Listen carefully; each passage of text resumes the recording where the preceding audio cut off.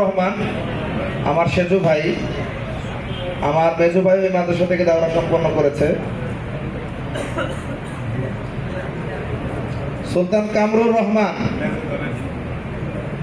আমার ছোট ভাই, সেজু এবং ছোট দুই ভাই এখানে একেবারেই শিশু এই মক্তব বিভাগ থেকে দাওরা হাদিস পর্যন্ত লাগাতার একই মাদ্রাসায় তারা পড়াশোনা সমাপ্ত করেছে।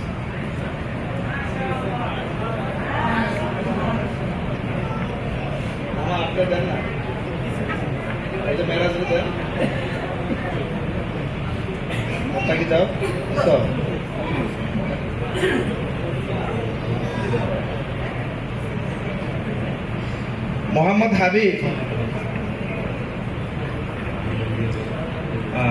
সিরাজগঞ্জ জেলার জনাব রফিকুল ইসলাম সাহেবের ছেলে মাওলানা হাবিব, ভোলা জেলার মোহাম্মদ শফিক সাহেবের ছেলে মাওলানা মোহাম্মদ আব্দুল্লাহ,